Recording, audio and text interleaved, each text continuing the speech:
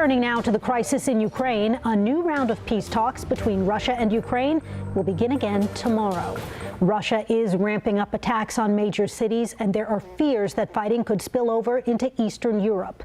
Earlier today, an airstrike hit the capital, Kyiv, and over the weekend, Russian missiles hit a military base just 10 miles from the border of Poland. U.S. officials say Ukraine's president will address Congress on Wednesday, and President Biden is also considering a trip to Europe in the coming weeks. Customs and Border Protection is seeing an increase of Ukrainian refugees coming to the border. Some advocates are saying refugees from other countries should have temporary protected status that Ukrainians have when they're in the country. Here's KVUE's Tanvi Verma. When the war broke out in Ukraine, the U.S. offered temporary protected status for Ukrainians coming here, meaning they wouldn't have to return to Ukraine for 18 months.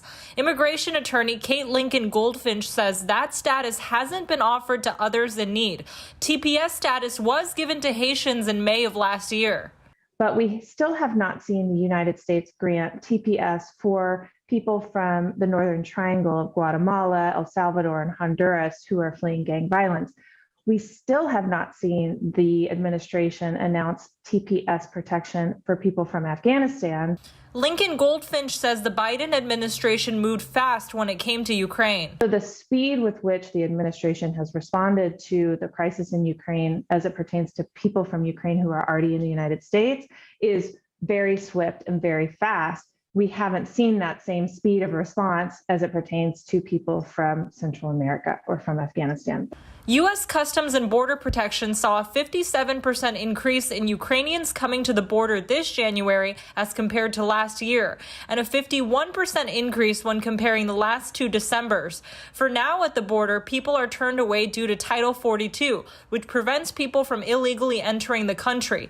But Alexis Bay with the Texas Civil Rights Project says Latin American immigrants are looked at differently than Ukrainians. In many ways, they're portrayed very negatively. And again, sort of this invasion sort of narrative, which is incredibly harmful.